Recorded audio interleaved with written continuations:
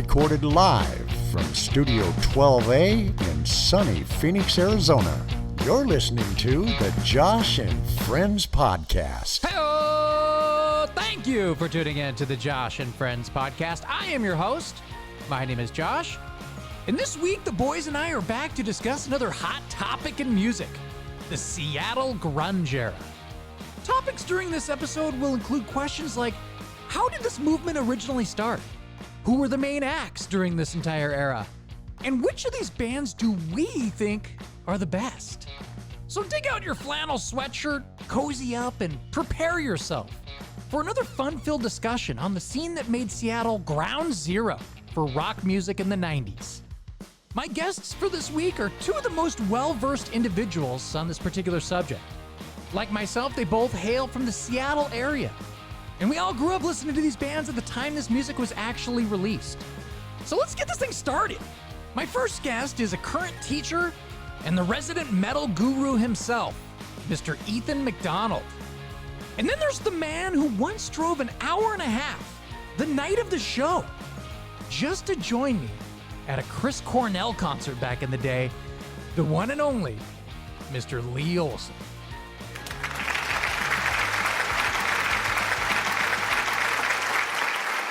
All right, guys. Good to have you back. How are you? I'm excited to be here. Me too. Awesome. Well, so in preparation of this show, we've gone back and we've put together a list of the main acts during this legendary time in music history. So I wanted to first talk a little bit about the era with the both of you and how we all got into the music. Now, Lee, didn't your sister and like her boyfriend get you started in the scene back before it was even mainstream? Yeah, I mean, definitely true. Started with like Second Coming and some of the local bands, but the guys in Second Coming were actually aware of Second Coming before Travis. I think his name was Maxie. His best friend or roommate or whatever was Lane Staley. Wow. So they ended up sort of doing that. And I actually saw Lane Staley play with those guys kind of before all the Alice in Chains stuff. It was kind of nutty. So, but awesome. it bled right into it. But also, you just couldn't escape it when you grew up where we grew up. It just sort of landed on us. Right. Yeah. And Ethan, you were already heavily entrenched into metal at this time. Was that a smooth transition into the grunge scene, or did you have some initial pushback during that time on your end? I think certain bands definitely have more heavy metal leanings. And so like the first time I heard Alice in Chains, definitely a little closer to that hard rock edge there, and especially certain tracks.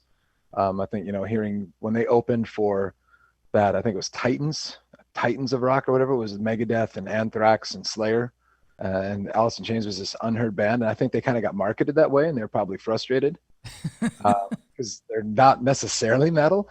But man, that was easy. Soundgarden was easy. It took me a little longer to kind of grow an appreciation for like Nirvana, Pearl Jam, and some other bands in the fringe of the scene. But those two definitely had a lot more of like that Black Sabbath style kind of driving guitars and such. So. Yeah. Now, I mean, like with me, I got to be honest, I was a little late to the party with some of this stuff. I mean, I was more kind of like into the, popular hard rock, like Motley Crue and Van Halen. And of course I was into the Beatles, in high school. So I didn't get fully entrenched until, it really broke out into the mainstream. My dad was playing like a lot of this stuff at the, at KGRG in Auburn. And so he was like probably more familiar than I was at the time. But yeah, so it was always a constant catch up for me because I was so fascinated with and intrigued with every aspect of rock music. I was just trying to constantly just keep up with all the new trends and stuff like that. So I love the story of hearing it directly through the mouths of the bands themselves. Like, I mean, we've all seen that documentary. Hype, yeah. Right. Yeah, so like those are hilarious. Like when they're talking to those guys and they're just kind of like, basically the weather played a huge role into that scene because the weather was crappy and they wanted to get out of the rain. So they were like, everyone headed down to the basement. Everybody's kind of just that dark, like, grunge is sort of like 70s rock and punk music. Right. 80s punk music put together is, I think I heard somebody describe it like that. Those are people who kind of like it dark and gloomy. Like it isn't, California Girls doesn't come out of there. That's the truth. And it was like they were like, it's the serial killer capital of the world, and and I like when they were like, we wore flannel and long johns because it's cold. Right. It's so great.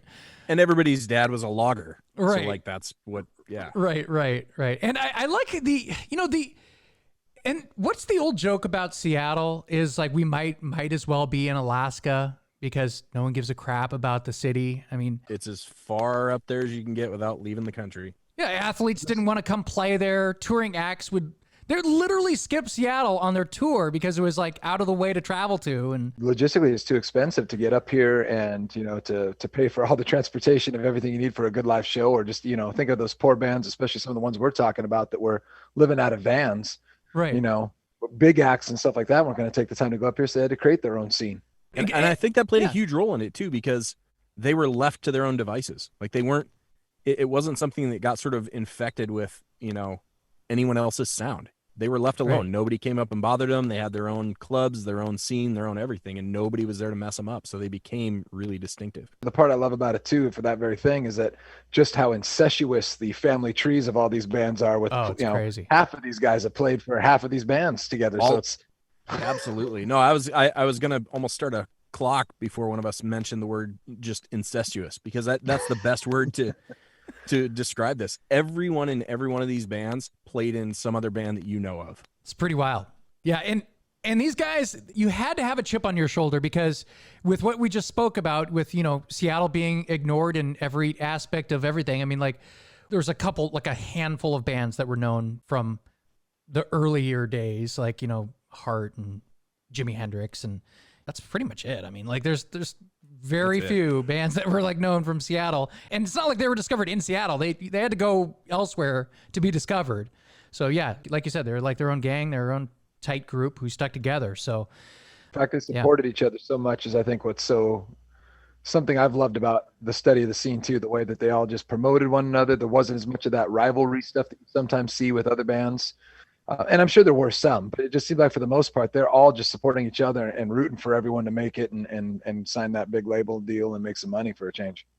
And I think also that sort of scene does a really good job of making sure that they're just trying to impress themselves and each other.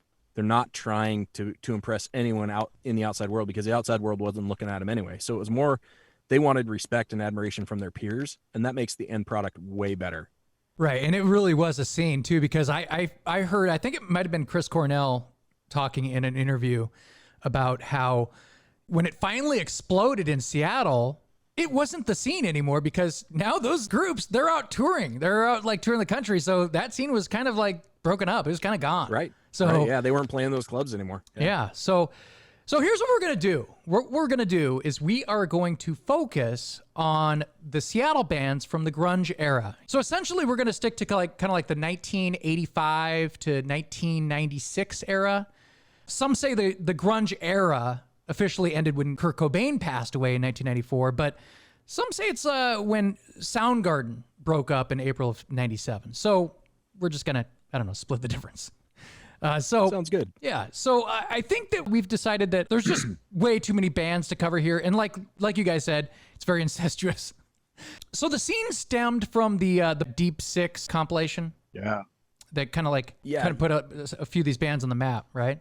Oh, yeah. That Deep Six thing had Green River, Malfunction, the Melvins, Skin Yard, Soundgarden, the U-Men. Right, before Sub Pop even existed. Oh, that's true. Yeah. CZ Records. Do you guys know how the term grunge actually came about? Wasn't it Mark Arm made some comment from Mudhoney or whatever about like, yeah, it's just grunge. And I don't know if there's probably 1,000 different rumors out there.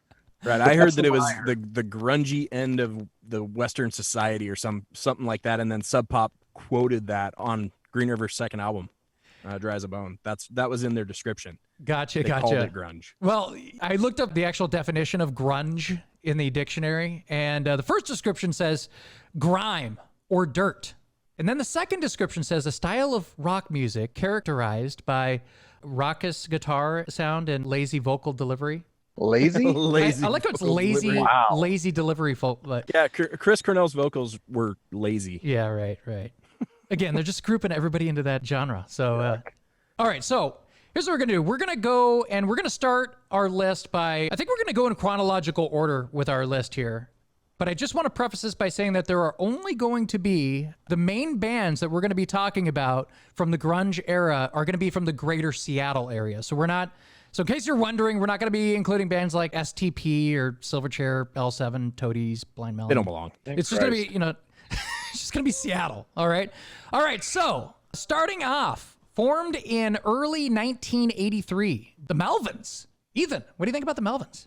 Oh my Lord. I'm a huge Melvins fan. So I'm glad that you threw me this one, Josh, because strangely, I probably got to the Melvins before any of the big four, but roughly around that time, they had their first kind of big studio release, I want to say, that was like actually with a major label, like right around 92, which was Houdini, which had crazy songs that were like part punk, part Black Sabbath. I mean, there was like a flavor of Black Flag and some of these things that I know that King Buzzo, which is what Buzz Osborne liked to be going by. I just remember seeing them. They opened for like the very first act. I can't remember who I was seeing. I mean, it might have been Pantera or something like that. And then the Melvins come out, and I've got King Buzzo with his like Don King hair. I've got this guy that's like all he's in is a baby diaper drumming. And I've got a guy with like a 300-gallon cowboy hat and like a strap on. And that's like, I'm like, what in the hell? And like, this is a metal crowd, right? And you look at them come out and you're going, this isn't going to work. And then they just came out and just melted just unbelievable, heavy crunching guitars, very strange vocal delivery. King Buzzo was not necessarily like a classically trained vocalist by any means, and that's probably the one thing that kept them from maybe breaking it as big as some of the others. Mm-hmm. But man, just unbelievable kick butt songs. And yet at the end, he could deliver like some of you guys might remember the song Revolve. That was a huge hit like around 94. Some people mistook it as Metallica all the time, right? It almost sounded Metallica-esque. Yeah, a little bit. Yeah, so. Yeah, I remember blasting that with you, man. Yeah, I love that. And then that Stag album that came in, like I want to say 96 or 94, right around there, that had some really weird songs on it, just like hilarious. And I mean, they didn't take themselves too seriously. They definitely had their musician chops down. And coming out of Aberdeen, Washington, obviously, we wouldn't have Nirvana if it wasn't for them. I mean, it sounds like from what I understand, Buzz was a few years ahead of Kurt in high school, and these like Kurt and Chris Novoselic were huge Melvins fans, like just loved the band and followed it around. And one day he's sitting around with them and just saying like, you guys should start your own band, man. Like stop screwing around and following us around, like do your thing. And it's, you guys are clearly on a different vibe than us. And so like just that partnership, because of course, with Nirvana coming out of Aberdeen as well, it was just a big deal, to kind of like set the scene. And nearly every one of the bands that we'll talk about kind of trace the roots back and have, it sounds like a ton of respect for the Melvins and what they meant to the scene. So Ethan, actually, I saw the Melvins open up for Tool with you in 98, I think it was. And I just remember you saying, you're like, Melvins, man, right? Melvins, like the lead singer, he looks like, Sideshow Bob from The Simpsons. And I go, yes, he does. He does look like Sideshow Bob, just like a bigger version, like more filled out, Yeah. How about you, Lee? Did you ever see the Melvins in concert, or? I don't think I did. I mean, I saw a bunch of concerts that had a bunch of these bands. Yeah. So, but I don't remember ever seeing them. And truth be told, I wasn't super into the Melvins because I wasn't into hard rock. They're definitely heavy. they're probably, they were heavy. They're one of the heaviest, like one of the 2 or 3 heaviest of the bands. Definitely. Yeah, and they were unapologetic. I mean, you got to remember this stuff came out for us when we were in junior high, like late junior high, and you kind of got what came to you. And Melvins, I think, just sort of slipped past me a little bit. I mean, I got into them a little bit more later in life, but they were unapologetically non-conformist. Like they didn't want people to know who they were unless they knew who they were. Right. Yeah, so that's the Melvins. The Melvins are, check them out if you haven't heard them. They're hard. They're Stoner Witch is a great album to start with, or go back to Houdini. There you go. All right, so moving on. Formed in 1984, Green River. Lee. They're named after Green River Community College. Really? Mark Arm saw somebody wearing like a Green River College track t-shirt, and so they named themselves Green River after that. And then, of course, there were kind of the connotations of Green River, with the serial killers and all that other stuff. But that's how it started, is that he saw a t-shirt for Green River College track. Yeah, that's awesome. Green River Community. Did all 3 of us go to Green River? Ethan, you went to Highline, right? Yeah, I was the Rebel. Yeah, well, you didn't miss anything. Okay. So. Well, it's prettier at Green River, but yeah. I just didn't want to go to the Harvard on the Hill with the entirety of Auburn's senior class. Yeah, Auburn 13th grade. Yeah. So anyway, yeah, Green River. We could tell stories about shitty community colleges all day long, but no, Green River, man, they were. So I never knew Green River when they actually were Green River. I got into these guys later with Mudhoney, or at least Mark Arm. But this is sort of the start of that incestuous thing that we were talking about, where, you know, you talk about Green River and a lot of people don't know who they are, but, you know, Mark Arm, okay, he ended up being in Mudhoney. Jeff Ament and then Stone Gossard ultimately were in Pearl Jam. The sort of family tree starts to branch out with these guys, and they were one of the first ones that kind of had a little bit of commercial success. And their second album, Dry as a Bone, was, I think, the first one that Sub Pop released and actually called things grunge. And I think I found something that said Bruce Pavitt, the guy who started Sub Pop, might have been the one that sort of coined that. So I don't know if that's entirely true, but the part where Green River is sort of at the beginning of this thing, you know, the Melvins are certainly at the beginning too, but actually, so their first down, or their Green River's first album, Come On Down, was technically released before the Deep Six compilation with the Melvins and everybody else. Mm-hmm. So it might be considered the first grunge release. Yeah, I think that's when they consider the first official like grunge era album, is that first Green River album there. Right, right. So, and those guys, I mean, you know, listening to them, I dig their music, but it's a little bit too punk for me. I definitely lean a little bit more toward the rock that sort of all of this evolved into. And they were definitely punk. And if you read into their history at all, you'll find that, you know, there was kind of an internal clash between the guys who wanted to sound like Led Zeppelin and the guys who wanted to sound like the Sex Pistols. Huh. And, you know, they made it work as long as they could. And then eventually they kind of split off, and Stone and Jeff went and did their thing, which ultimately turned to Mother Love Bone and Pearl Jam and all the, you know, I mean, it just broke off. And then Mudhoney started with Mark Arm. So, you know, I think Green River Steve Turner too. The other guy, Steve Turner, that left Green River, is the other major piece of Mudhoney. Totally. Yeah. And I think that for me, that's actually what is more important about Green River isn't really the music. It's okay.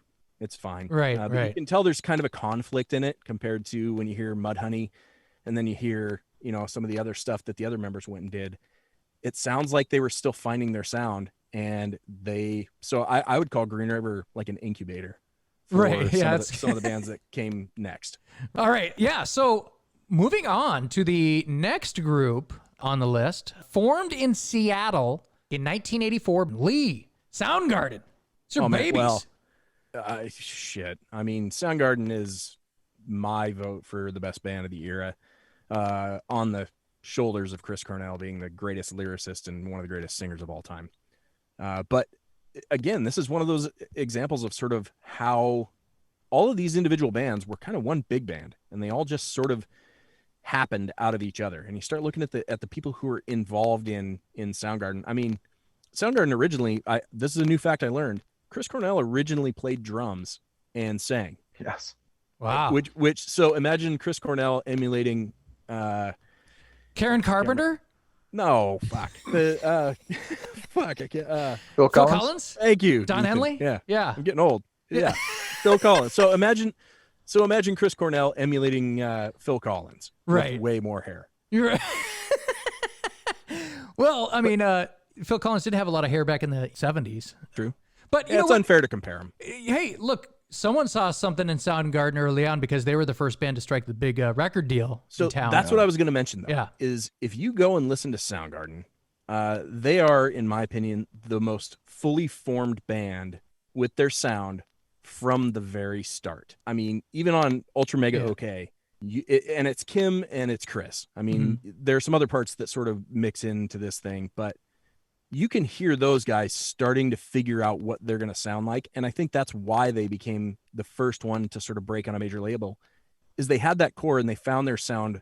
And Ultra Mega OK is it's just an okay album. But if you listen to Louder Than Love, it's just okay. Chris Cornell starts stretching his vocals and you can really hear sort of the underlayment with Kim playing behind him. I think those guys, that was the first bona fide rock band or grunge or whatever you want to call it. They had their shit together before anyone else, and it was because of Chris and Kim. Cornell is just amazing. I can't believe, like, Cornell might be one of the singers that I'm trying to think of anybody else ever that got better and better as a vocalist than till the day he died. It's almost. crazy. I mean, you see these live performances and they're all over the place, whether you see it, on Stern or YouTube or whatever. And they're insane. Like, I mean, completely insane. I mean, I'll never forget when we saw them in between Soundgarden and Audioslave, and he was doing a bunch of acoustic shit, and it was amazing, man. He is just, I mean, it's hard to sing Chris Cornell's praises loud enough because he might be the greatest rock singer of all time.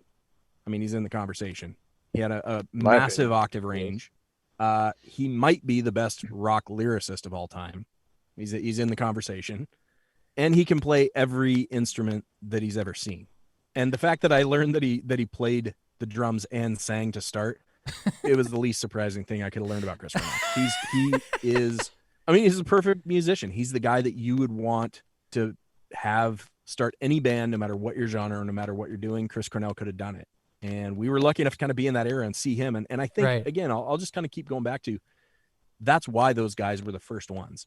They were the first ones to get a major label record because they had Chris and Kim. They had that sound. They had everything, and they just were sure of it. I'll never forget when I saw the video for Black Hole Sun. I was with John Rasich. And of course, John Rasich is just all spooked out. He's like, "What is going on here?" And then you guys remember that video that everyone's like stretched out in their big eyes and like all that creepy shit. And I guess Cornell said that they didn't really have anything to do with that video. They were just, when they were being filmed, they were just in front of a green screen playing guitars and shit like that. But they gave the guy full, hey, do whatever you want with this video. And he said it turned out great. But he goes, yeah, we were like, what is this video? All right, okay, cool. You know what's funny is that's one of my least favorite songs by them. And I know that that album was obviously the one that made them mega stars. It's maybe third on my favorite Soundgarden albums. I think it's great, but Bad Motorfinger was one that I fell in love with. When Bad Motorfinger came out and I heard Jesus Christ Pose and Outshine and Rusty Cage, holy shit. Like that was, it just changed rock. In that. Well, and it also, to be fair, might have coincided also with when I was able to go out to shows on my own, like I could drive, because sort of prior to that, and we'll get into Nirvana and sort of how everything sort of broke. That was right at the age where, I was ninth grade or something when Nirvana's Nevermind came out. Yeah. Ninth and 10th. I don't remember exactly where, but like just after that, I was able to start going out and seeing these bands. And one of the first shows I went to was Soundgarden. I mean, I saw Soundgarden, That's Tad, awesome. and 11.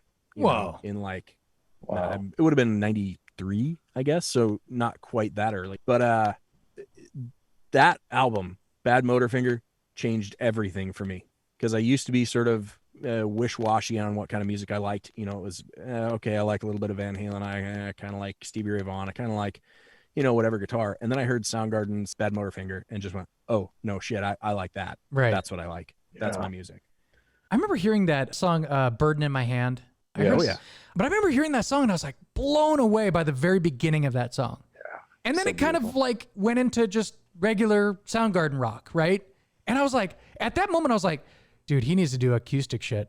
I mean, he's already past this Soundgarden sound. I mean, it's great, but you could tell it's almost like he's flirting with different sounds and different kinds of music.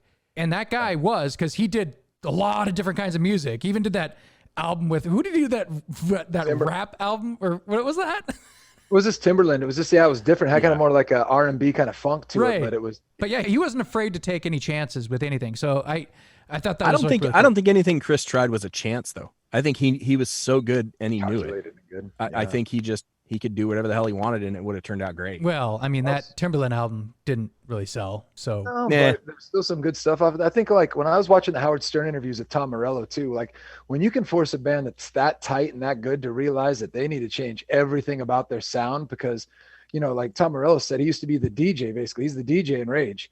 But he goes, when you have someone with that kind of melodic, beautiful voice, like he goes, I had to learn how to play melodic rock. And he goes, I've never done it in a band before. Right. So he goes, I have to constantly change everything just to highlight the most amazing instrument we had, which was Chris and his voice. He goes, that was just a whole different world of thought, man. It was really cool to hear him just right.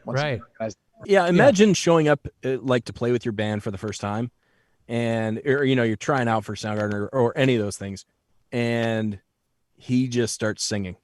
Imagine that moment if you had never heard Chris Cornell, and then you show up and he starts singing. Yeah, and I think that the testament to that is my wife is not a huge rock and roll person. I mean, she listens to some because I make her.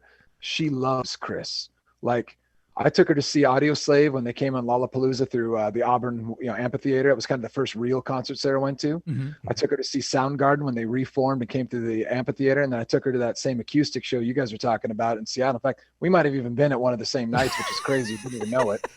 And like, Sarah just cannot get enough. I mean, to this day, his solo stuff, Soundgarden, Audio Slave, she loves any of it. She just goes, I mean, her voice, she would say all of their voices. Like, she loves Eddie, she loves Lane. Like, she just goes, where did they get like some of the best, like even Kurt's voice, all different, but all like unbelievable vocalists that just can put such emotion. And Chris was the master of all of it, though. I mean, he had everything. Yeah, I can guarantee you I was at one of those shows with you because he played 2 shows in Seattle and I was at both of them. Well, then we were at the same show, Josh. That's amazing.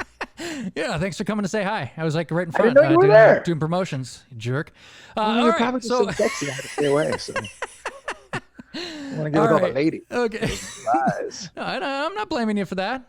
I'm not blaming you for that. All right. So, so of course this came to a horrible, horrible end. And of course it was in Detroit on May 17th, 2017. Yeah, exactly. And and that's a weird story, right? I mean, Jesus. But anyway, so Lee, you got to see Soundgarden. You got to see actual Soundgarden. I mean, I saw Soundgarden, early 90s, and I saw them, I don't know, at least half a dozen times. I saw their final show, and I'm doing air quotes. I think I might have talked about this one before, but it was their final show at Mercer Arena. And they had some shitty band that was going to open for them throughout the whole tour. And then on this last show, they had the Presidents open up for them. Wow. And it was rad. It was one of the best shows I've ever been to, because it was just, they came out, everyone knew it was Soundgarden's last show. I mean, of course they reformed after, years later, but it was their last show. It was their last show in Seattle. They had the Presidents opening for them. It was just, the whole thing was just magic. It was such an awesome show. That's cool, man. And Ethan, did you ever see Soundgarden as Soundgarden? I did. Oh, you did? Yeah. I think you just said when that, they reformed and they went through the Gorge. It was an amazing lineup too. They had a bunch of like metal bands I loved before them. It helped like form my love for Queens of the Stone Age because they opened. Mastodon was the very first opening act, and they're like a super heavy metal band. But it was just like awesome lineup. And then they just came out, and like Chris just couldn't stop smiling. Like, I think he was so pumped to be back in the Northwest, and we all know how beautiful the Gorge Amphitheater is. Yeah, it's and awesome. It was this gorgeous night in the summer. I mean, it was unreal, and his voice was just magical that night. I mean, I still have a bunch of videos I think I took off my phone or something that I occasionally go back and watch of just certain songs. I was that asshole holding up my camera recording, but I was just like, it was just surreal. It was like mystical to me. It was just this moment where, I mean, Lee, I'm jealous because he got to see them so many times. Like, I'm actually jealous right now. I'm getting kind of goosebumps. I'm jealous because you got to see Soundgarden at the Gorge, because if there's ever a combination, whatever band you're into, you want to see him at the Gorge. Yep, because I have a story coming up with a different band at the Gorge, and that's you're right. I mean, it's definitely, it's almost like a religious experience. You know what I mean? Yeah. Like, if I had seen Soundgarden at the Gorge, I don't know if I ever would have attended another concert after. So maybe it's good. Yeah, I mean, it was awesome. Everyone was amazing that night, but I mean, Soundgarden obviously just stole the show just because you can't beat Chris, and just, they were playing minimal stuff off that new album. It was really just, I think when you open up with My Good Eye Closed, and he just starts off with that, and the devil says, and then Chris just literally takes over right there and just goes, Rah! It was just like, oh my, like just the chills, every hair on your body standing up was just like, wow. So awesome. I mean, it's from that point going on, it was just unreal, the stuff that, and then Kim, just to watch Kim on a guitar, like, just in general, guys. I mean, the fact that they got their name from, I guess, a sculpture in Seattle, I read. I don't know how true that is, because who knows how much myth is, it was like a wind park. Yeah, near Magnuson Park. Yeah. One of the coolest band names ever. I mean, come on, Soundgarden. It is cool. Right. I mean, cool. And Chris probably had a lot to do with that, because he's the poetic muse of almost everything. Like, even when he goes and makes Audio Slave, like, how cool of a name is Audio Slave? I mean, just like just the magical poetry of this guy. The fact that you can write a song like Suicide about a bird hitting your window and breaking its neck, and that morning he wakes up and sees it, and you write this beautiful melodic song with one of the best songs ever.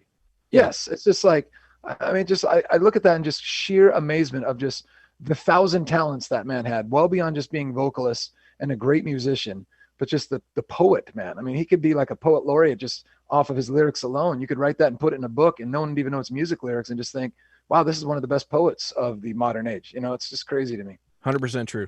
No, that's why, like I said, I think he's the best rock lyricist on my list. He's the best singer and the best lyricist. I like him and Weird Al Yankovic. It's a tie. Exactly. Well, Weird Al is just slightly below. But all right. Yeah. So we do have plenty of Chris coming up here, but moving on to the list here. So formed in Ellensburg, Washington in 1985. So we have the Screaming Trees. Ethan, what do you think about the Screaming Trees? I'm honestly a big fan, but strangely too, it's another band that I got into after the scene. It just wasn't one that, for whatever reason, I heard a couple songs on KSW and I went, oh, that's cool. Yeah, I mean, that's most people. It wasn't Soundgarden. It wasn't Alice in Chains to me, right? Right. Yeah, they're definitely not Alice in Chains. And Lee, how about you? Did you ever get into the Screaming Trees? No, I mean, I like Mark Lanigan's later stuff, much later. But I think you only have room for, a few bands sort of when you're young. You got sort of that niche, and we had such rich soil to sort of pick our favorite plants from. Screaming Trees didn't make it into my list of things that I noticed. I knew they were around, but no, there was too much other good stuff. If you go back though, and you take a listen to particularly Sweet Oblivion, which is probably the album that stands out with like the most tracks that got radio play. Mm-hmm. Did you know that album was produced by Terry Date and Chris Cornell? Wow, I did. They're the two that work together on producing that album. And to me, it's the one that like, well, no wonder that one stands out. Like when you've got two musical geniuses like that working on that one. And obviously they were huge for Sub Pop and coming and all that. And obviously they were a weird group just from like breaking up and then reforming over and over again with kind of a rotating lineup. And because Mark Lanigan had his own solo stuff going and then he loved working with other bands. It's just, they have a really strange lineage of kind of stop and start over 10, 12 years. It's kind of hard to even probably get a lot of traction with them because they would disappear for 4 or 5 years before making another album, And the only band that can really pull that off is Tool.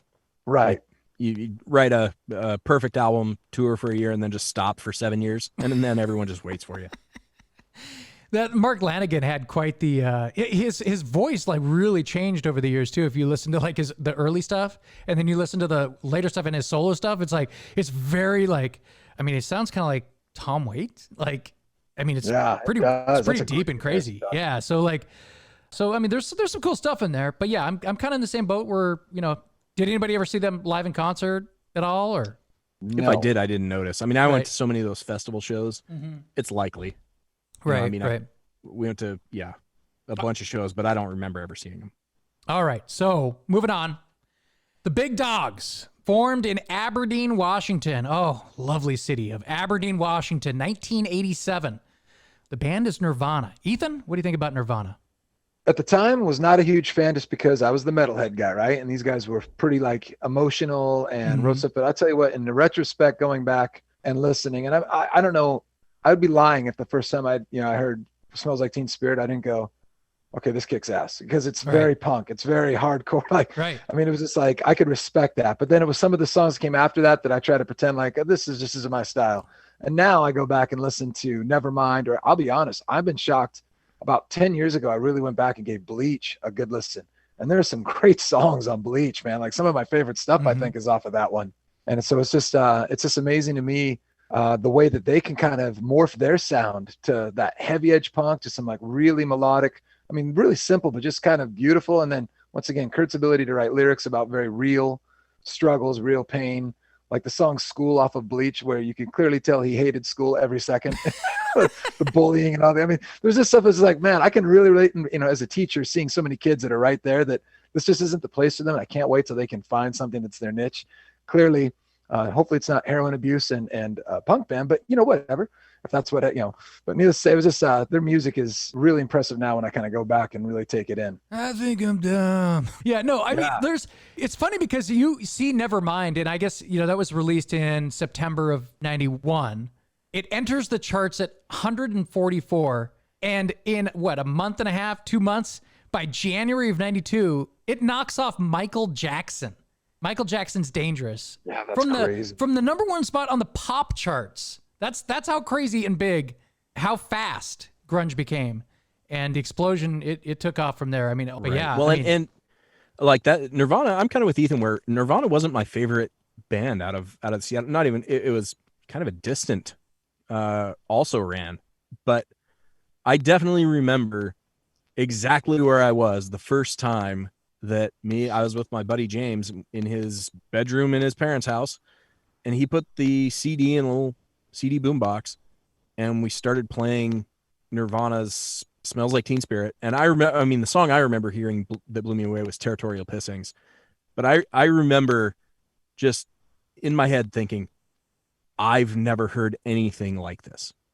And it wasn't that I fell in love with it. It was just, I've never heard anything like this. And that's sort of that demarcation where, you said they knocked Michael Jackson off. Prior to this grunge stuff, everything was sort of compartmentalized, but all the major music was this really produced, very poppy. Very even poppy, the rock, like She's My Cherry Pie, and all this stuff is just it was all very curated. Right. And then you listen to Territorial Pissings and you realize, oh no, nobody was telling them what to say or do at all. These guys were doing exactly what they wanted to do, and they put it on a record, and here it is. And I just remember being blown away by that, even though they weren't my favorite band of the groups that came out of that era. But I have to give them the credit. Yeah. It's funny for just kicking that door down. Yeah, it's weird because when I remember hearing Smells Like Teen Spirit for the first time, I think my dad brought home one of those, when they have those compilation tapes, and he picked it up from the radio station and he pops it in, and it was me, my brother, my mom, and my dad were heading to Woodland Park Zoo, and he puts that in, and it comes on as one of the tracks on the tape. I wish I had that tape. That'd be cool. I don't know where it is, what happened to it. It's probably gone. But I remember hearing it and I was like, whoa, who is this? I had my dad rewind it. And of course my mom's probably like, can we turn this off? It's hurting my ears. And but she was always, kind of outvoted, in that department. So she always put up with it. But yeah, no, it's definitely massively catchy. And of course, I think Kurt Cobain later said that, it's Boston's More Than a Feeling and Louie Louie. So there's a reason why it's catchy. It has the same chords as those songs. But yeah, no, it's amazing. So now, did either of you guys ever see Nirvana live in concert? I never did. I did not. It's a short window to see that. Yeah, that was a very short window. And I think I won't speak for Ethan here, but because they weren't on the top of my list, and oddly, they say the Seattle sound and everybody groups everyone in together, but Nirvana never played with, those guys didn't necessarily play with one another. I don't remember ever seeing a bill where Soundgarden played with Pearl Jam or Pearl Jam played with Nirvana or Alice in Chains. They did a few times, but not many. It was early, at least, from the stuff I've just been watching and researching. Yeah. And I think Nirvana was special out of all those, where I don't recall that at all. And like Josh said, it was a short window. You didn't, if you didn't catch it by 94, sorry. Well, yeah, and it was like they like to go with Mudhoney quite a bit, but that would make a little more sense just because of their kind of right their vibe a little bit. But on top of that was kind of interesting. It was like, so Dale Crover, who was one of the drummers of the Melvins, drummed for them. He was one of the 5 drummers before Dave Grohl, because they had 5 before Dave got there. And so it's just like, once again, the incestuous lines are kind of there, but it's definitely that Aberdeen family, right, of Melvins coming before Nirvana and kind of setting the stage there. But yeah, it's amazing. You can't deny that the fact that, once again, it's so amazing about the scene is that it all got called grunge, which at first I think they didn't mind because it was kind of cute, but then you could tell how pissed they were when they just used this kind of catch-all term for bands. Like, there's no way that Nirvana's music in any way, shape, or form sounds like Pearl Jam. Doesn't sound anything like Soundgarden, and it doesn't sound anything like Alice in Chains, other than the fact that they're all kind of hard rock with maybe some kind of somewhere between metal and punk or whatever you want to. But it's just like they all stand alone with their own sound, very real, gritty lyrics, which I think all of us admired and liked, especially like you said with the mainstream that was so bubblegum, or at least in the rock world was just like ridiculous, turbocharged, like alpha male, chick chasing and stuff like that. It wasn't like the songs didn't have a whole lot of substance or meaning. And then you've got a band like Nirvana that's talking about very real struggles with depression and all the same. It was unreal. It was just different than anything out there. Yeah, they're very simple songs, but very deep meaning. Yeah. Yeah, genuine. All right, so we're just going to move on. We have next, formed in Seattle, 1987, Mother Love Bone. Lee, what do you think about Mother Love Bone? I mean, they're Pearl Jam preseason.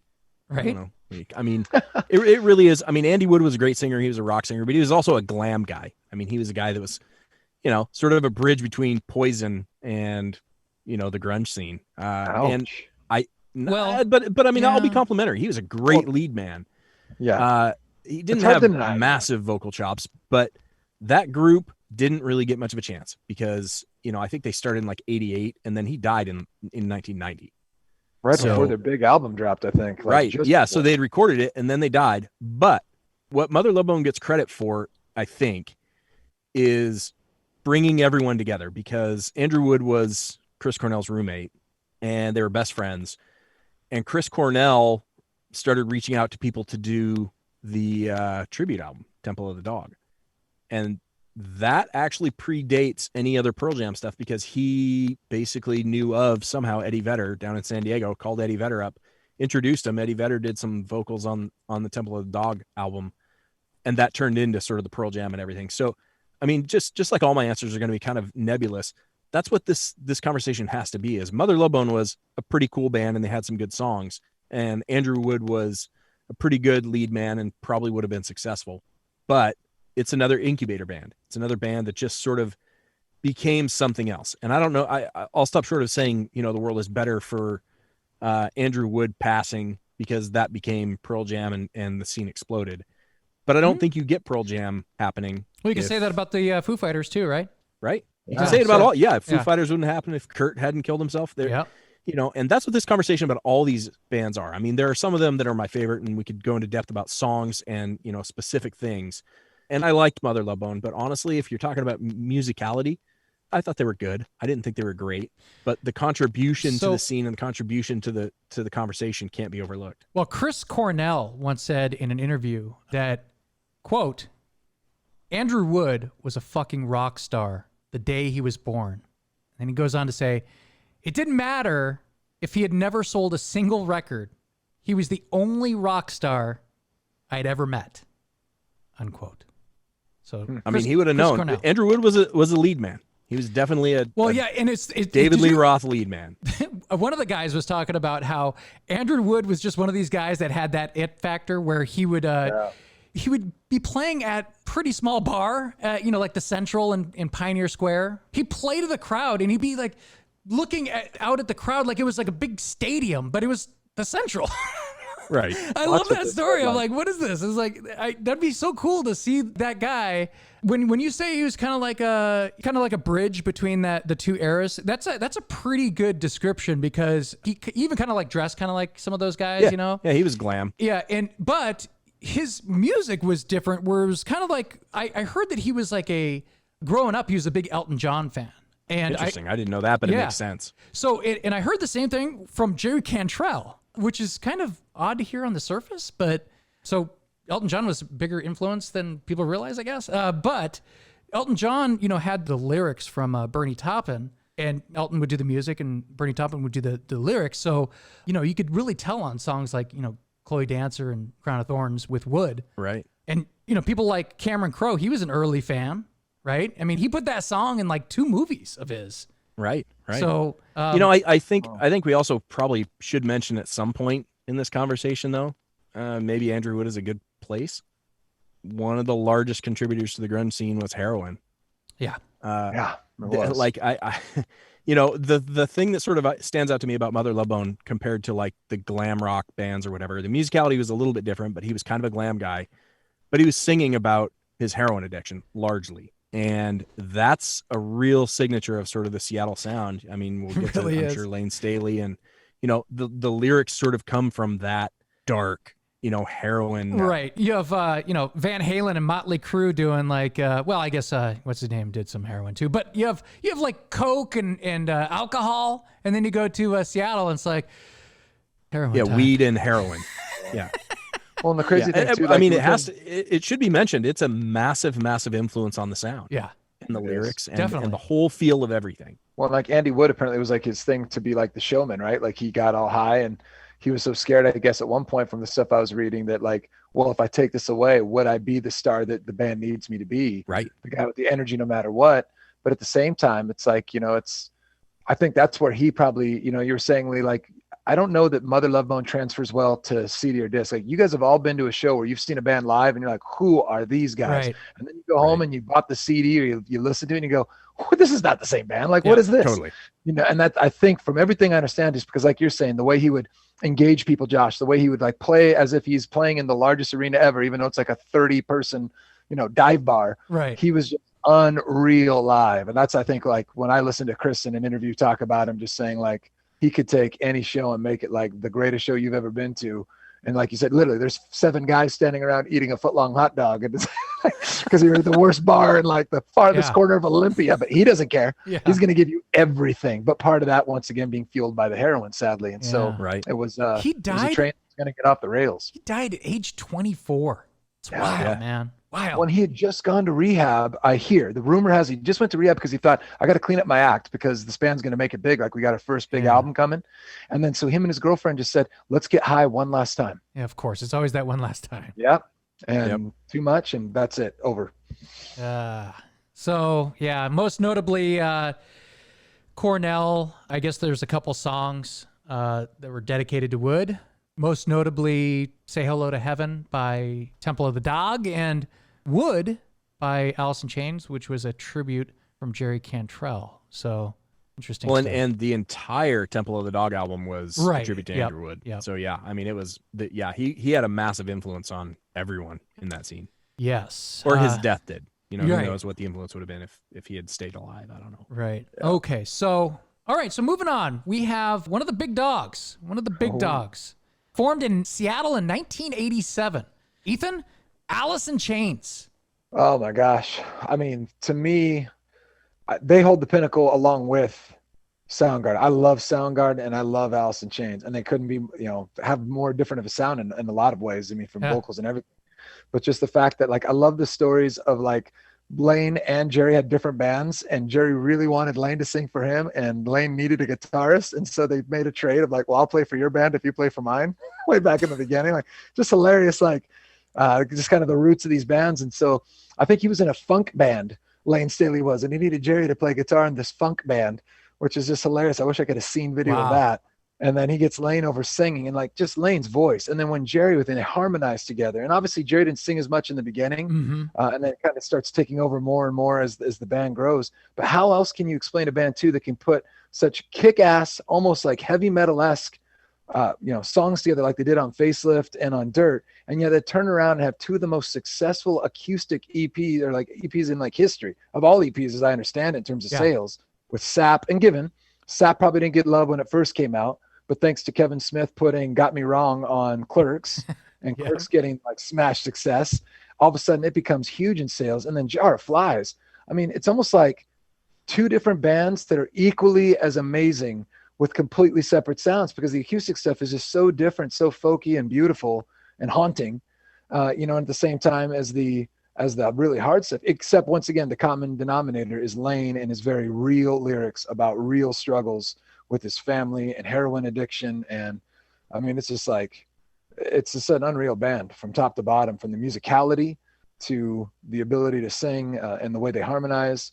And there's just not much they ever put out that was fluff or like, what is this? When those guys were all together. I can't speak for the latest, version of Alice with the new singer. We talked about that in the Replacement Singer pod. But, like, there's not much out there. And even songs on most of those albums where I go, well, that one's just kind of a filler song. Like, song for song, they made amazing music. Yes. What I love most about that band is their diversity. They have those two distinctive voices, like you said, that work perfectly together. And they also have like great hard rock songs, and they have, some of the best ballads of the era, in my opinion. They would kind of like have their normal rock, straight like rock songs and stuff like that. And then they would put out those EPs with the softer songs, and they were both just equally as good. They were great. Yeah. Lee, do you remember where you and I were when we heard of Lane Staley's death? Oh man, I don't. So this is crazy. I remember it was me, you, and Brian Crooks. We were in his green Dodge. What was that? Yeah. Dodge whatever. penis truck. Yes. I saw those. So, Sorry. so we were actually in the U District getting teriyaki in 2002, and it was, it's tough because we all knew this was coming. Everyone He'd been singing it for years. Yes, but there had been like reports were like, yeah, we heard he doesn't have his teeth, and it was like, right, all this shit, and like it's kind of like a few years later when Amy Winehouse was like going to be on the Grammys or something like that. Everyone's like, how fucked up is she going to be? Because like everyone knew that she was on kind of her last limbs too. So but anyway, so it was kind of sad, but it was weird because he was literally on the same street as we were when they. And I was like, dude, because they're like, yeah, it's found in his, U District apartment, blah, blah, blah. And I was like, whoa, dude, that's freaking. It's weird that I don't remember that because I mean, like Ethan, it was Alice in Chains and Soundgarden for me. Those were the two big ones. And I would go so far as to call Alice in Chains kind of a duo. I mean, I know they had a bass player and a drummer, but they were the best band at sort of combining Jerry Cantrell and Lane Staley. They're amazing. I think they were perfect yin and yang for that thing. And that's why they were able to go from hard rock to sort of melodic, soft acoustic stuff. I think that the easiest of all the groups to listen to, if you're like a complete outsider to all the music, is Alice in Chains, because there's so many different songs that you can listen to. It's not just straight hard rock or straight, there's a lot of depressing stuff, but it's not all depressing stuff. Well, I was going to say, it's almost an arc. You can almost hear Lane Staley just sort of definitely.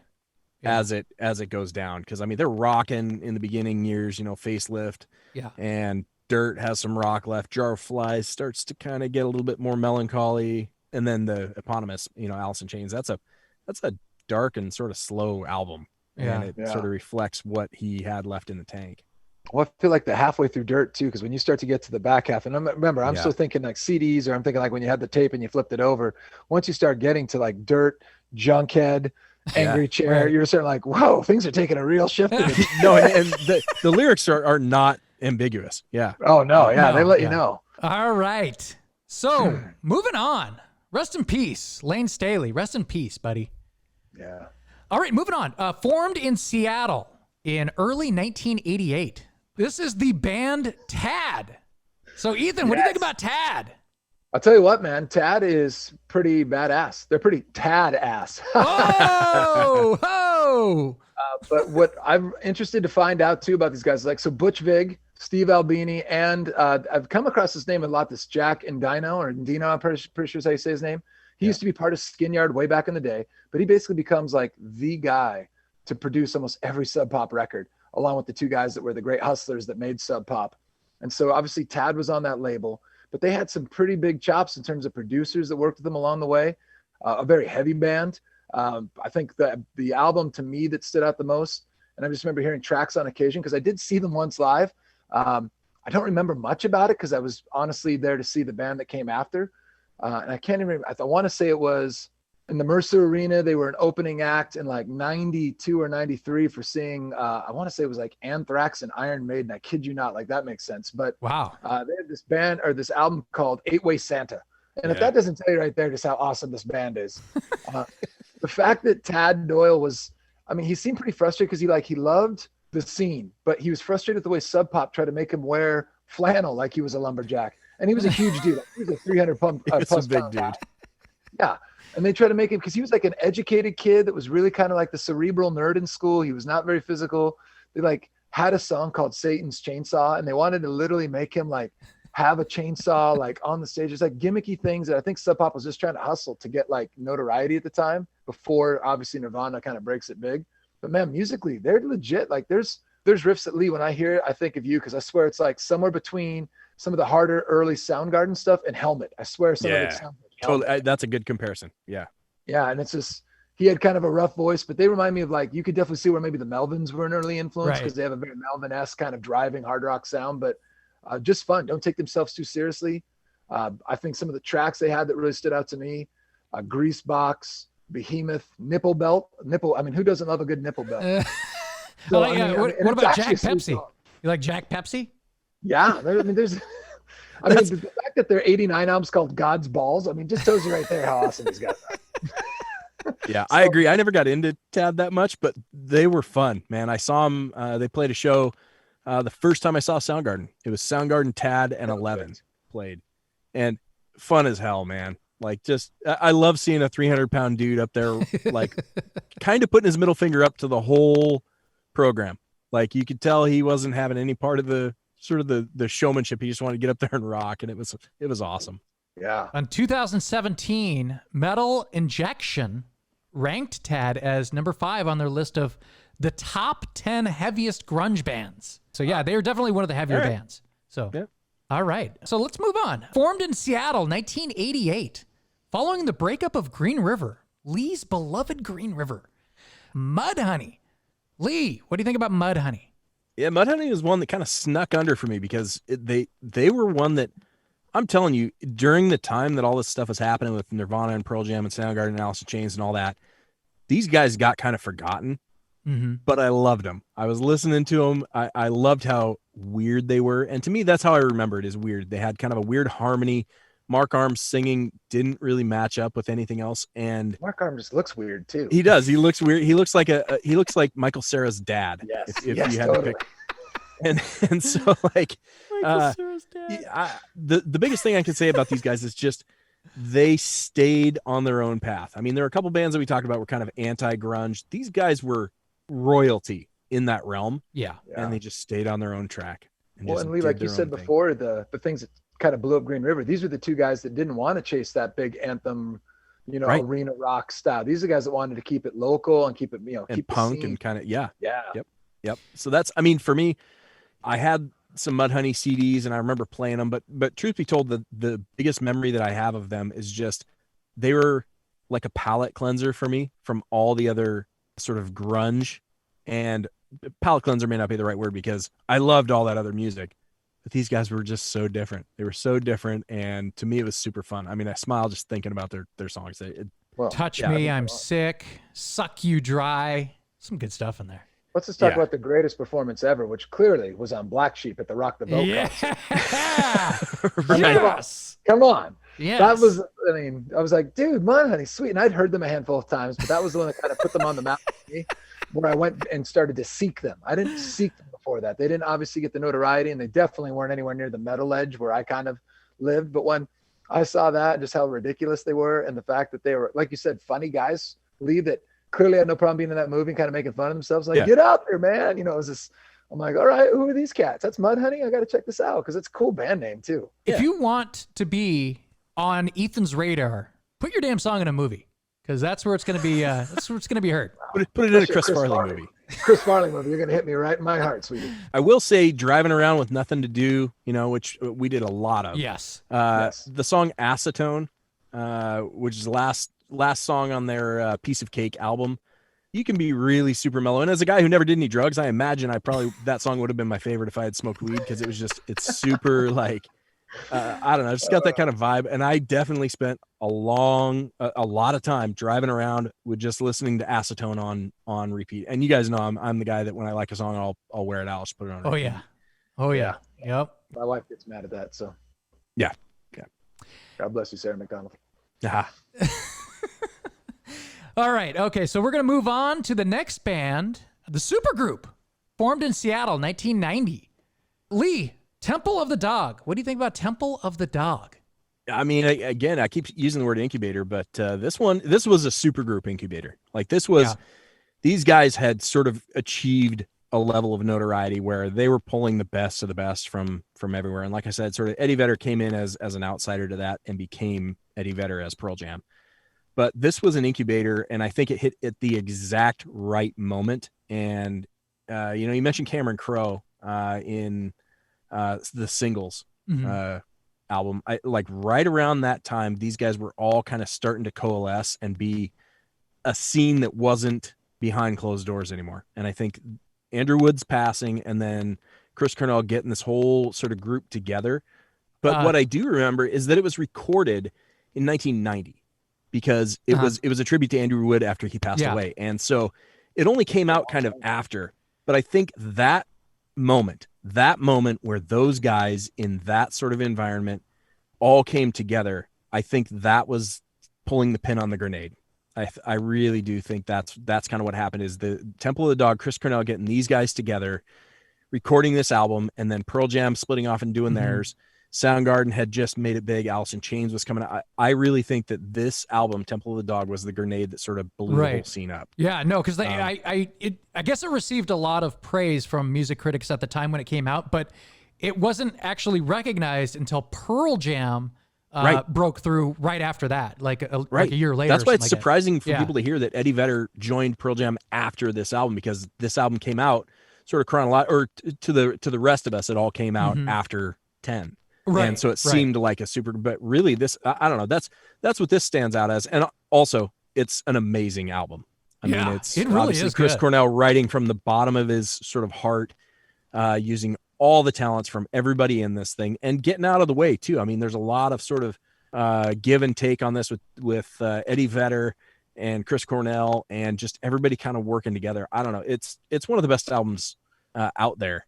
And like I said, for me, it's the grenade that blew open the grunge scene. I think it really is. Right. Yeah. So let's just slide right into it. So next on the list, formed in Seattle, 1990, literally right after. Yeah. Formed basically the days that they did this album. Yeah. So after the demise of Mother Love Bone. So Ethan, what do you think of Pearl Jam, buddy? They're another band like Nirvana that at the time I just wasn't as much into to start with. I mean, they were a little more to me like the most pop friendly, which is not, I mean, they're not pop at all, but like, you know, more of that kind of classic rock kind of feeling vibe. But Eddie's voice was undeniable, man. Like when I heard Eddie's voice, I'm like, man, that guy's got a great voice. Like that's another one of those voices that my wife just like swoons for when she hears, just because how deep and just amazing. But at the same time, it was impressive that they found him. It sounds like Chris gave like, or sent out the word to, and it's this other drummer, I guess, that ends up drumming for Pearl Jam at one point named Mike Irons. There's a guy that actually knew Eddie because they were surf buddies in San Diego. And so that's the amazing story where they sent all this music that they had, but there was no vocals over it at all. And I'm recalling this from a long time ago when I watched the Pearl Jam 20 documentary. So correct me if I'm wrong here, you guys. But Eddie just lays down vocals over these songs that he wrote his own lyrics for. And they were just like, holy and that's where they immediately get him on a plane to get up to Seattle to help them with the whole Temple of the Dog thing and just like really start to form the band. And, you know, obviously that was huge. And he started rooming with Chris, which to me seems like that's a scary thing. I know it was only in the short term, but after the history with Andrew, do you really want your next lead singer being Chris's roommate? I don't know. But clearly they made it especially work. The first song for Eddie he wrote is I'm Still Alive. That was tempting fate. Yeah, geez, I tell you, you're just asking for it, buddy. But yeah, so Sarah heard that voice, and she, like, to this day, like, she loves his solo stuff, like that solo album he even did for like Into the Wild. Once again, circling the wagon around. It's amazing how the Seattle bands had such unique singers that were just stand alone on their own with their unique. But here's my issue with it. Do you guys remember? I'm sure you do. I used to do it all the time. I think that they were responsible for that sound that ended up saturating the entire music industry. I would constantly be mocking that style with you guys back in the day. I'd be like, I'm still alive. And then it'd be like, and then the next song would be like, we're here in the bombs of honor. I got time to I think you're right, Josh. You know, I think Pearl Jam is responsible for sort of that homogenization of that sound. Yeah, it literally kept going for years with like you know, like the Silverchair and you know, and then with Bush, like, because I don't want to come back down from this cloud. You know, like all these groups kept coming out with these songs, and I'm like, I would literally put them together. And Ethan's like, I do kind of sound like, you know, like, yeah. Like, well, and not to take anything away from Eddie, but I think he was the easiest one to maybe emulate. Because if you wanted to sound like somebody and you're trying for Chris Cornell or Lane Staley, yeah, exactly. Of course, because that's a tall order. You can't really do that. But Eddie, you couldn't even understand what he was saying half the time. Yeah, I used to always say that. You know, and obviously, you know, remember when Saturday Night Live kind of did their skit about that? Yeah. You know, of course. It was like Adam Sandler going nuts. Yeah, of course. Yeah, but like of course, a lot of bands did that sound afterwards. But you know, hey, I always would say that Pearl Jam, the way Eddie sings, is genius because he could sing like that until he's 95 years old. Because totally, you have like these old 70s guys. Like I always bring up that singer of Boston. and you hear that guy like singing that More Than a Feeling song, you're like, holy Jesus. And even when I saw them like, 20 years after that song came out, and he's like, I have this guy over here standing next to me. He's going to help me with these songs because I can't hit that shit anymore. He goes, Right. It's insane. But Eddie, it's like, of course you're going to be able to sing these style of songs where Well, those guys they love Neil Young, and Neil Young is a good example of that, where his vocals were never really all that taxing. Well, Neil Young's kind of an odd singer too. He has that. Yeah. But it's different because Neil Young's kind of like has a higher sounding voice, but I don't know. Just not that taxing. I mean, like if you chose powerful vocalists out of Seattle, I don't think Eddie is high on the list. He's got a cool voice. It's awesome, but he's not a powerful singer. Whoa, if you let your light shine down, the shelf in the room. Okay, it just goes on and on. Anyway, Right. So, all right. So, Pearl Jam, great. So I was going to bring up a story of how you guys have you seen Pearl Jam? I know Lee's seen Pearl Jam. Yeah. Long ago. No, I take that back. I missed the show. I was going to go see him in 93 in Portland, and I missed that show. So yeah, but I did see him in Seattle, I don't know, 3 years ago or whenever they came back. Right, for the home show. And I remember being confronted with that because it's weird how memories are sort of plastic. I invited my sister's ex Sean out and my sister, and we went to the Pearl Jam show in Seattle, in 2018. And in my memory, I remembered going to the Pearl Jam show with Sean. Yeah. And he's like, you didn't go to that. I remember we had tickets and you didn't there was like a Mariners game or something I had to work or some reason I didn't go. I was like, then why do I think I went to it? And he said, because I went to it and I told you all about it. I was like, holy shit. That's funny, man. Yeah. I've seen them 3 times. I saw them once in 2000 at the Key Arena. I saw them once at the Gorge in 2006. And then I saw them 3 years ago when you saw them. Well, I think it was a different day, but for one of the home shows. Yep.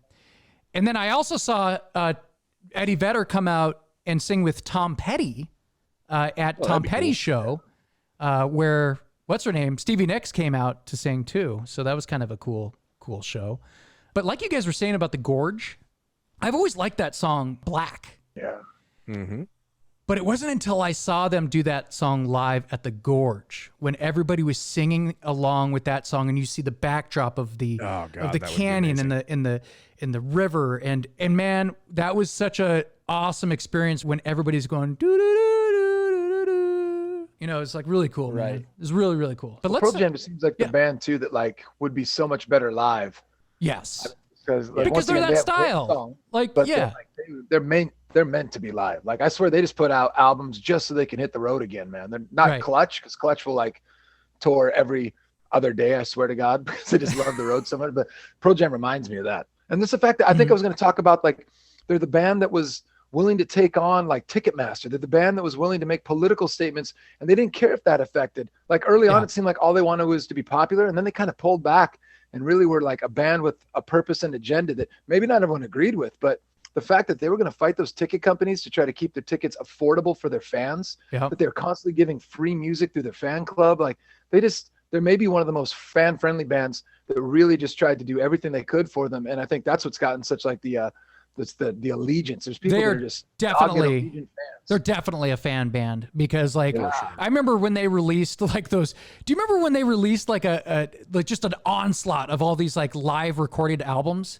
No, and they are really, really great with their fans, their fan club and everything. They make sure that the fan club gets first shot at new releases, first shot at concert tickets, first shot of everything. They are a fans band for sure.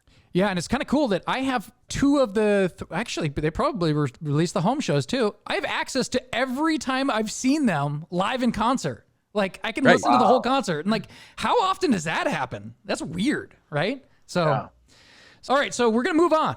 Next band on the list, formed in Seattle in 1990, 7 Year Bitch. Kind of punk, like the Riot Girl punk scene that was going on. They kind of fit that mold. What do you think about them, Ethan?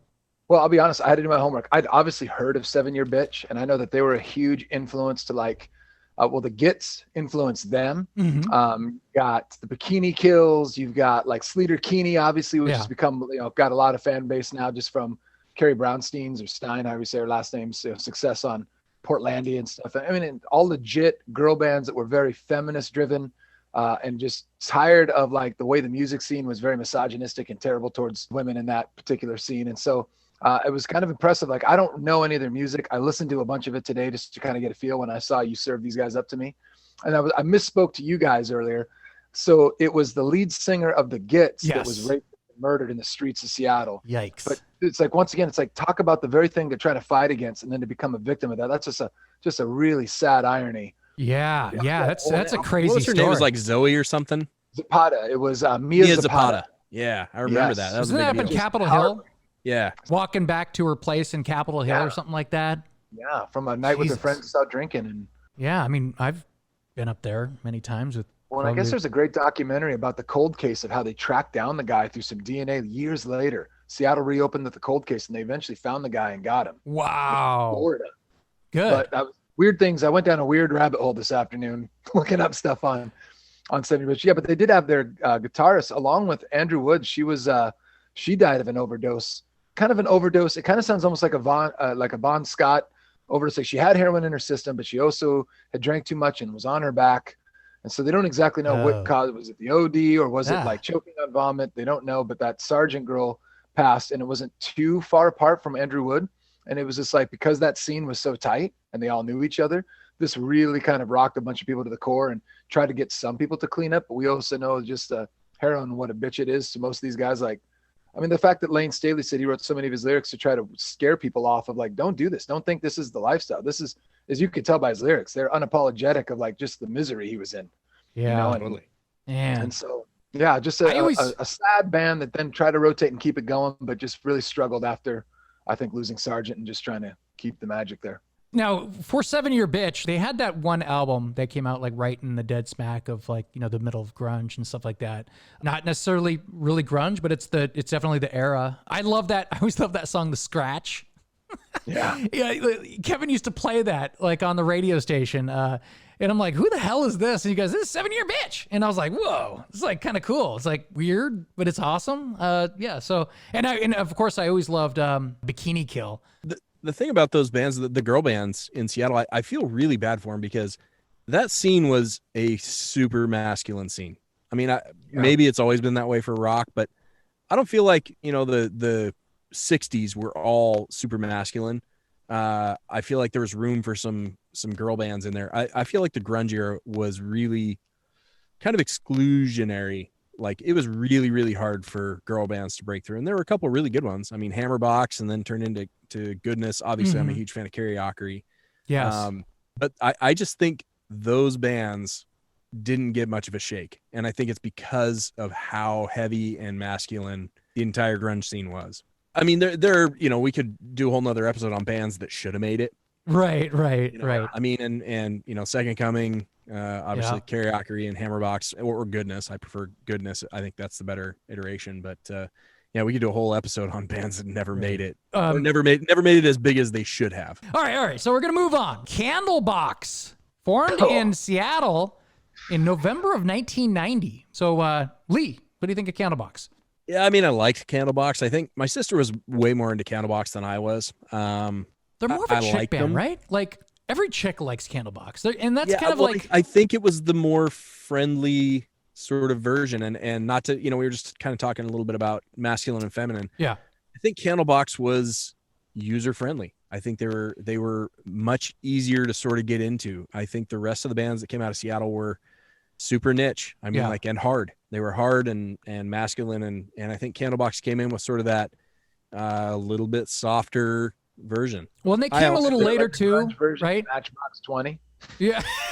Well, they came into the scene a little bit later, like, you know, July of 1993 is when that big debut album came out. I think they fit into that sort of mold for me, where you were talking about, you know, how Eddie Vedder's vocals sort of influenced a bunch of bands.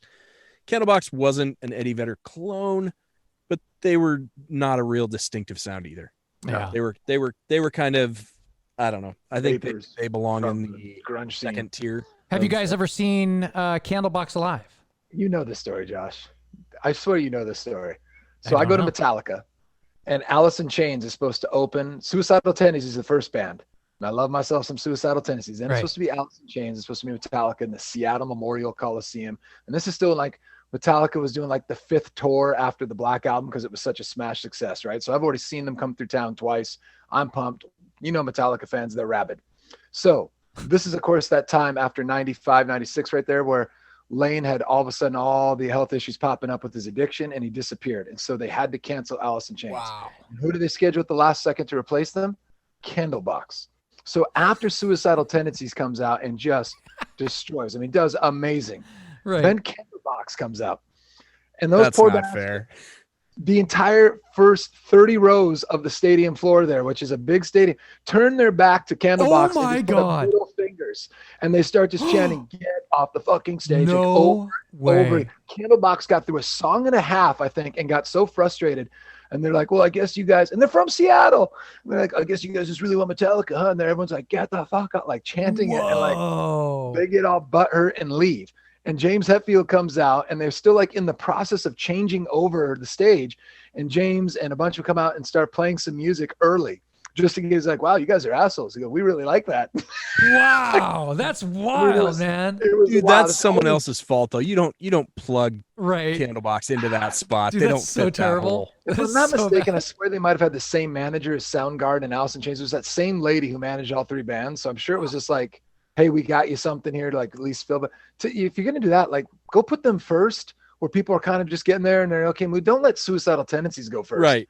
And Wow. just kill it for metal fans, and then put Candlebox. I mean, that's just I mean, whoever decided that really screwed Candlebox. That's royally. pretty bad. I mean, that's a lot different than the experience I had because I saw Candlebox actually here in Arizona for spring training one year. Kevin came down to visit for literally like a day and a half or something like that. It was nuts. And they're having this block party after one of the baseball games in Peoria. They had this really cool block party and it was a great time, man. And like kind of like a whole Seattle thing down in Arizona. So that was kind of fun, but a lot different than your experience. Yeah. Wow. Well, like I said, other than that one song, did they have any other song that really got any radio play or really break out? They had a Like, couple. So they had a couple big radio hits, but obviously, Far Behind was like the big, big the song, big one, right? right? So like that got all the radio play, but like, they had a couple, like what was the You, right? Yeah. I mean, But- it was Far Behind and You were the Yes, two. those are big the ones. two big ones that got all the radio. And like I remember having their disc, and you could sing along with it. Like it wasn't bad. It was good music. It just right. I don't think they fit into the conversation the same way they don't fit after between Suicidal Tendencies and Metallica. Yeah. Right. Beautiful point, exactly, Leroy. exactly. So, yeah, they're like the tail end of the era, which is perfect because they're the last band on our list. So, Well, I would say the one that we probably need to talk about, because I'd Yeah. say it might be better fit, is Mad Season. I mean, you got Mike McCready from Pearl Jam, you got Lane Staley, and I know they only made one album, but that's an excellent album that really fits. That's an the unbelievable sound. album. that is a great album. That is a great, Mad Season. Another kind of super group. Yeah, that's a good album, man. There's there's some songs on there that are very like not grungy sounding. They're very kind of like I don't know what category you put them in. I mean, they're so Sad. songs- They're sad and melodic and Right. awesome. Yeah. All right. So we thought we would make this a little bit more interesting and answer some burning questions about this list of ours, including Mad Season, by the way. They deserve a shout out. They're freaking amazing. And just to reiterate, all 3 of us, we're all old Seattle natives who were essentially, ground zero for the musical revolution known as the grunge era. Not that really means anything, but it might to some people. I think it does. Yeah. But real quick, before we get into our questions, I have a small little list to share here. And this list is my top 10 favorite Seattle band names. So some of these you might know, some of these you might not, but I'm just going to, throw this out here as an added bonus, kind of like to mix it up, to split the questions and the bands here. So all right, as my quick runner-up, we have Gas Huffer. You guys have probably heard of Gas Huffer, right? Yeah. All right, so number 10, we have Blood Circus. What do you guys think of Blood Circus? Sounds like never mind. I was gonna say something really inappropriate. All right. Menstruation, I'm done. Coming in at number 9, we have My Sister's Machine. What is that? That also could have something to do with menstruation. I'm joking. I'm done. All right, number 8, we have Coffin Break. Think Ooh, about Coffin Break. That's not bad. That sounds like Right? a death That's metal witty. band. Yeah. Number 7, we have Napalm Beach. Ooh. Pretty awesome, actually. I think that's what they named Redondo Beach. They probably renamed it or something. Yeah, exactly. So then we have number 6, we have the Throw Ups. That sounds like a show I'd go to. Yeah. Well, just wait. So here's the top 5. So coming in at number 5, we have Cat Butt. Yeah, I saw that name when I was looking at it. Number 4, we have Fecal Matter. You guys think of Fecal Matter? Right. You guys like Fecal Matter? Yeah. I'm a fan of it. Who you guys going to see tonight? Oh, we're going to see Fecal Matter and Cat Butt. I think they're the openers. Sounds like you need to change a litter box. All right, number 3, we have Skin Yard. That's a kind of cool name. right? It's kind of cool. Yeah, I dig it. Yeah. I dig it. Number 2, we have Butt Sweat. Okay, and then number 1, we have Dickless. What do you think of Man, that? why did none of these bands make it? That had to be a mean, girls' like- punk rock band, right? That had to be all chicks, right? Yeah. Dickless, it had to be. Right? Yeah. Yeah. Well, they clearly inspired a band I saw at Ozfest that was called Half Cocked, and it was 2 girls and 2 guys, and I thought that was hilarious. Perfect. That's awesome. But wouldn't it be more punk rock to be guys named Dickless? Yeah, it would be. I don't know. Way more punk rock. I mean, it'd make more sense, if it was all chicks. Who knows? I didn't really research these bands, but all right. So let's do this. First question we have here is, which band outside of the big 4, other than Nirvana, Pearl Jam, Soundgarden, Alice in Chains, do you feel is the next best band?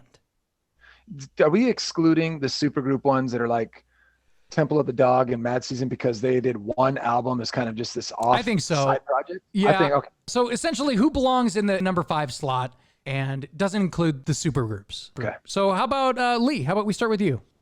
Number 5 is Mudhoney behind the top 4. To me, they were the sort of unsung Seattle band that was responsible for sort of the authenticity that went into that scene, as far as I'm concerned. And they Gotcha. were fun. They were fun to listen to. Awesome. Good guess. I mean, not good guess, but a good choice because. Wait, this isn't a game show? We don't win shit? Sorry, Lee. Damn it. Wrong answer. Sorry. Ethan, how about you, buddy? Who's your number 5? I can respect Mudhoney because, I mean, just what they meant to the scene. And like, they're so huge and influential in that sound. But because they weren't kind of mine, I think for me, I have to go back to my Melvins. The fact that they're still making music today and just continue to just do their own thing. And it's not everyone's cup of tea, but man, they have a lot of stuff I like. And I'll be honest, there's a lot of stuff on their albums. I'm like, what the hell is this? I think Right. Josh, when I got that one CD, we listened to it together, and there was a song called Magic Pig Detective that just had like weird noises and grunting. And you're like, what is this? And I'm like, this is the Melvins. You get So 5 awesome. great songs and 5 things that are the weirdest thing you've ever heard. They are bizarre. They are bizarre. So, I mean, the obvious go-to as far as just like, popularity would be Candlebox, but I'm not going Candlebox. I think I'd have to go with Mother Love Bone, man. I wasn't a huge Mother Love Bone guy back in the day, but I've rediscovered them recently, and I'm like, man, I'm really liking their songs, like a lot.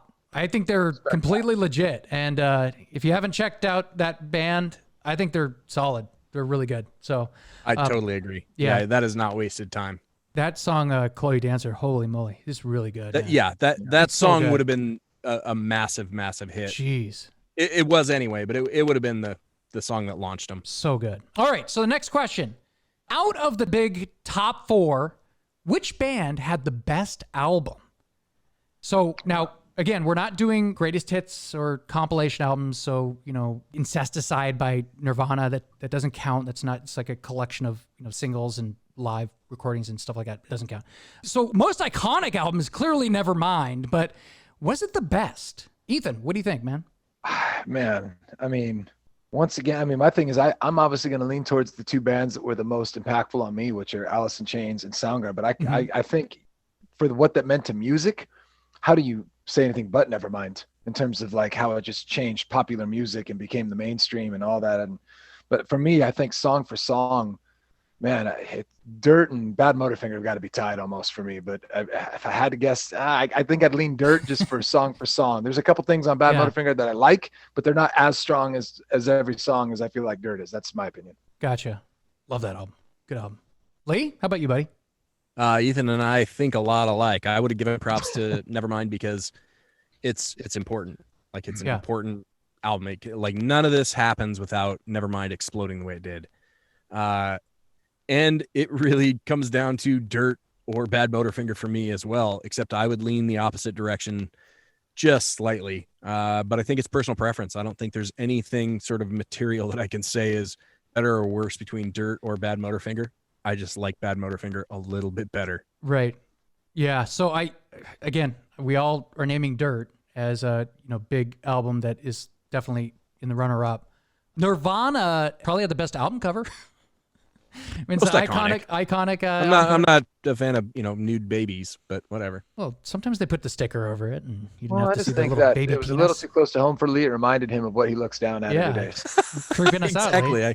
I have nightmares every time I look back. Like 1991 never left. Yeah. So now I don't know. I mean, like I love Dirt a lot, but the album that kind of for me, which is weird, fits like the mood and the style and the overall feel of the era.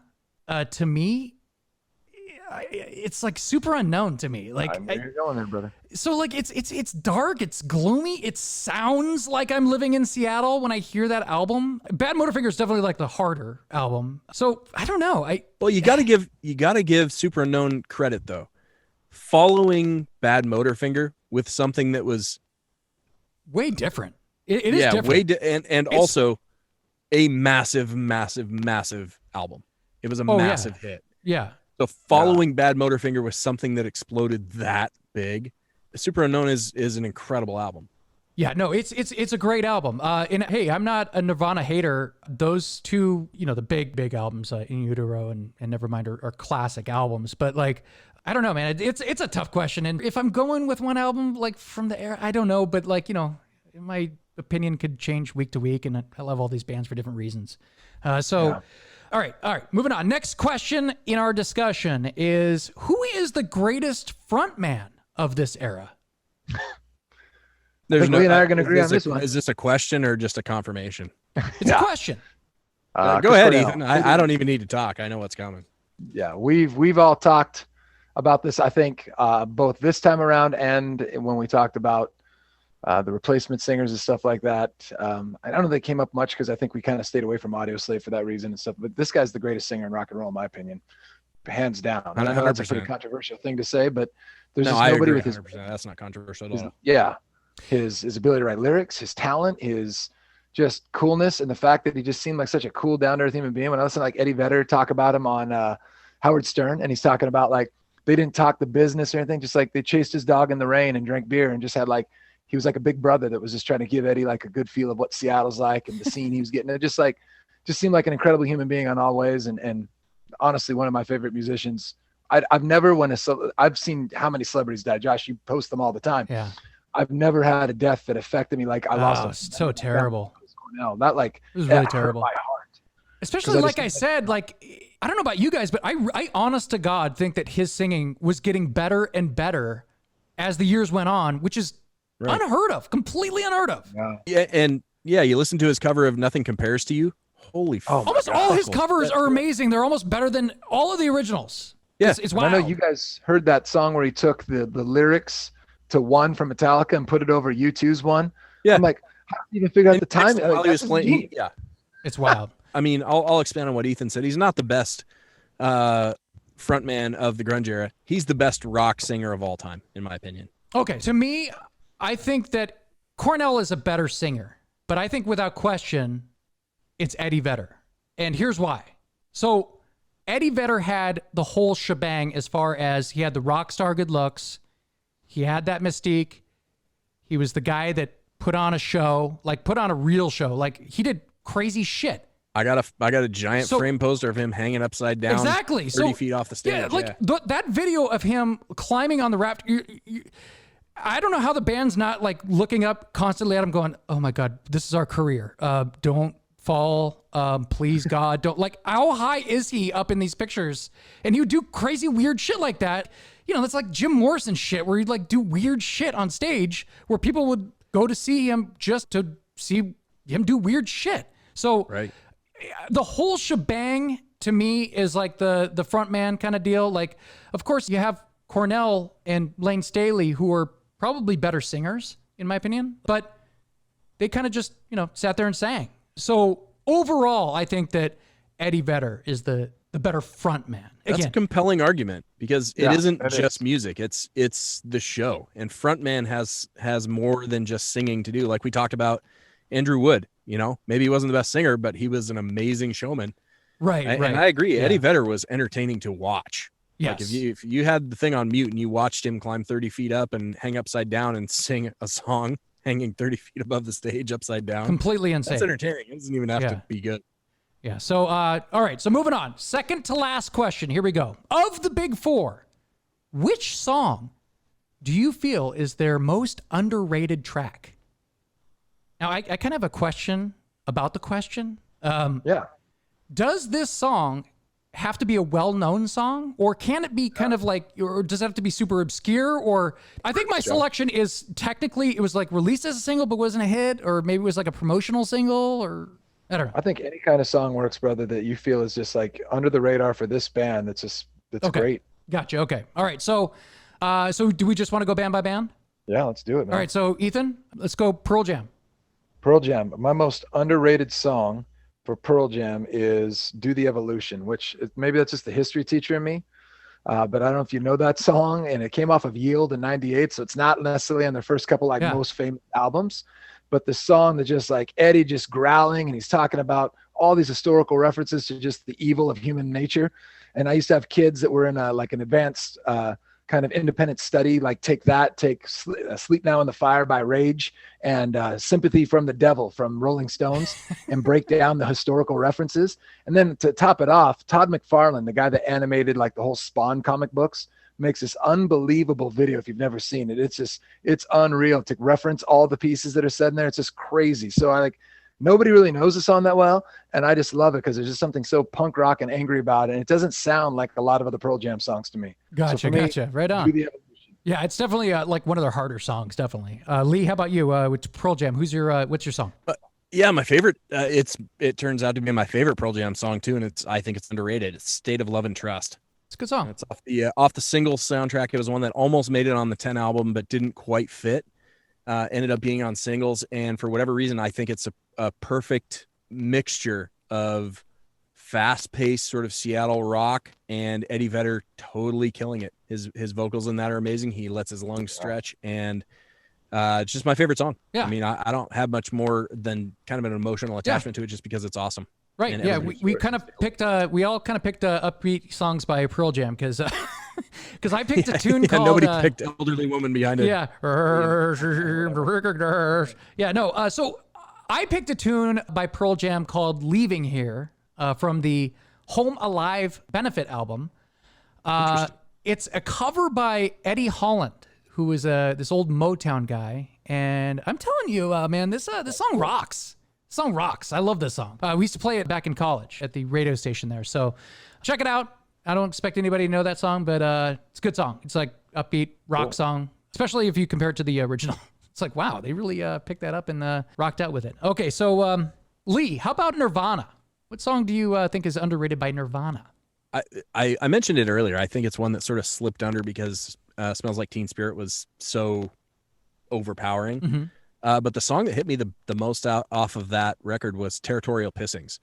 And it is raw. It is just a raw song, completely unapologetic. And, I don't even know that people really remember that song happening. But for me, obviously Smells Like Teen Spirit happened. And then I remember listening to kind of the whole album. And then we got to Territorial Pissings. And I was like, oh, shit. Okay, there's this too. So to me, I have two distinct memories of the first time I listened to Nirvana, and it was Smells Like Teen Spirit and Territorial Pissings. Awesome. Ethan, how about you? For me, I'm going back to Bleach and that song School. It was just, I can't believe how many good little cuts are on there and so different sounding songs. Cause About a Girl and stuff, which they obviously made famous. Mm-hmm. I think it got more famous on their Unplugged when they did the MTV Unplugged. Yep. But I don't know that a lot of people, unless you were really into the scene, cause that was the one album they did for Sub Pop. And I clearly got to it late, but it's so angry and just distorted. And it's just like, and once again, clearly because of maybe my metal leanings and stuff, I like the hard stuff. And so School is just a really cool, underrated track that doesn't get a lot of play, or I hadn't heard it much until I did my homework. My Nirvana song is Something in the Way. from the Nevermind album. I think it's like one of the last songs on the album. But it's like one of those songs that has that, I love the musical arrangements of this song and how haunting Kurt Cobain's vocals are. So it's kind of weird, but I like it. It's kind of poppy, but it's kind of spooky. So kind of intriguing. So that's my selection. That's a great choice. Yeah. All right. So moving on, Alice in Chains. For me, Alice in Chains, I kind of like a two-way tie, if that's not even a... Oh, I'm doing that too, so don't you worry about it. Oh, do you? I've got a bonus pick for Alice in Chains also. Okay, right on. So I'll just go. So I have a two-way tie. So both of them are off their EPs. So the first one Lee played for me, which was off the SAP EP featuring Chris Cornell, which is Right Turn. And I was going to mention that as well. Yep. Right, that is an that insane. Was mine too. You jerk. Hey, this is consensus though. Let's just have a conversation about the song. Right. Okay, there's only one thing that pisses me off about this song. It's too short. I agree, 100%. It starts to get going, and I'm like, oh my god, this is so great, and then it fades out, and I'm like, what is going on? Right, yeah, and I mean, it's so perfect. It starts with Jerry, then it goes to Chris, then it's Lane, then it's Mark Arm and Mudhoney. Yeah. It's and ridiculous. Then Chris Cornell just hits fifth gear. It's so and then good. They fade it out. So good. So good. Well, did you see in the liner notes too? It says literally the song was created by Alice Mudgarden. Exactly right. That's literally that's what awesome. That too.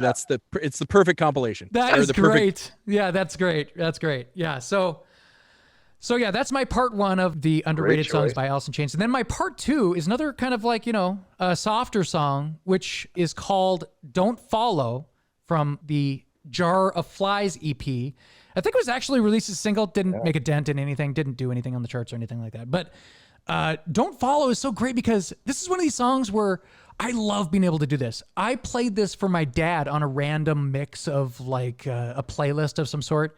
And my dad goes, "Who's this? It's pretty good. It's good stuff here." And I'm like, "It's Alice in Chains." He's like, "Alice in Chains." So it's like, I love shocking people with like things like that. You know what I mean? Like, it's so good. Like it has like the harmonica and it's like, it doesn't sound like an Alice in Chains song, which is my argument to why they are the best of the Seattle grunge groups. So those are my two. I cheated a little bit, but since we all had kind of like Right Turn listed on there, Lee, how about you? How about you as far as your underrated? God, I mean, this is, Alice in Chains is one of those where it's kind of like picking your favorite kid. Yeah. Because they had such different music all the way throughout. I mean, you pick something off Jar of Flies, and your song could easily have been mine as well. Like that's an amazing song.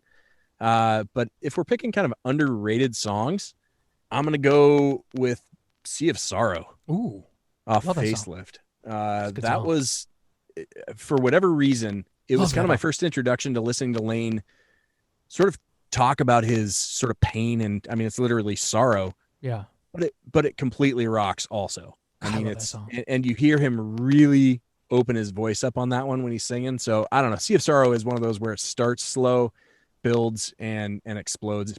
That's my underrated track for Alice in Chains. I used to hear that song a lot, right after they broke, because that was like, I think their, second or third single. But I used to hear that song, and I don't usually hear that song a lot that comes up. So that's a great choice. I really, really, really like that song.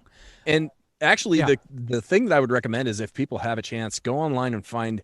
They did a live concert. It was a KISW. I think it was a Rising Stars show, and it's around. It's on the internet. I think my sister has it on VHS or had it. I watched it a million times. It is their live performance at the Moore Theater, and they do basically the entire Facelift album, and it's all in black and white.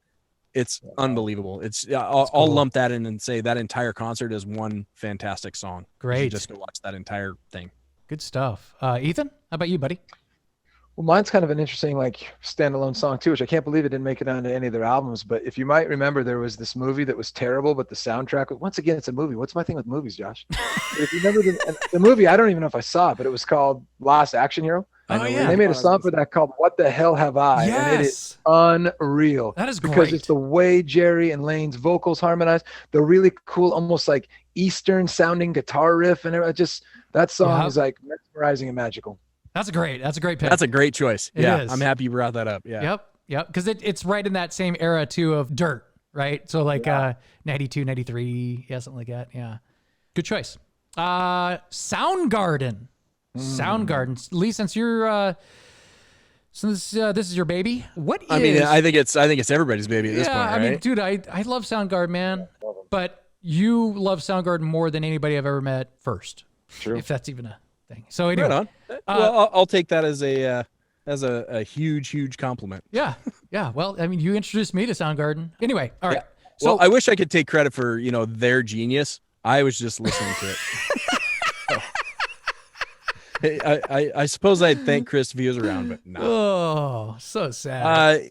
Hidden track on this, or at least a track that I think people ought to go listen to. You can't lose. You should listen to every single thing that Chris Cornell ever did. That's the real answer, is every single thing that he ever did, you should listen to. Okay. But I think kind of my favorite one, and I rediscovered it a few months ago, was Hands All Over off the Louder Than Love album. And it's kind of where knowing where they ended up as sort of this powerhouse rock band. And at the time, I remember they were billed as the loudest show in the world. Like, you could go to Soundgarden and they were the loudest band that you could see. And I can vouch for that. They were pretty loud. But Hands All Over is kind of the first one that, if you take Soundgarden in their totality, if you take everything they've done and where they've been and the music they built, and you go to Louder Than Love, Hands All Over is the first glimpse. I think it's the first glimpse for me of what Chris Cornell was going to be. And Kim Thale also really fills out on that song. And oddly, there's a cool backstory too. The bass player on that was a guy named Jason Everman, who, if you really want to go down the rabbit hole, that's a dude that played with Nirvana and Soundgarden. Then he joined the Army. He was a Ranger in 2nd Ranger Battalion. Then he got out of the Army, went and got a degree, went over to Tibet, studied with the monks in Tibet, then came back and joined the Special Forces, then went and got some other crazy degree at Columbia University. He's an amazing warrior poet guy that everybody should sort of read about. Wow. But that's a strange thing, but that's just a side note on that particular song, Hands All Over. Awesome. The reason you should listen to that one, though, is it's fucking Chris Cornell, man. It's him really coming into his own. Love me some Cornell. Ethan, how about you, buddy? It's a similar kind of note of like just Cornell and his glory, and just a cool song that starts with this Ben Shepherd doing this like meandering, wandering bass, and it's Slaves and Bulldozers. Yeah. And it's just one. I of almost my picked that song.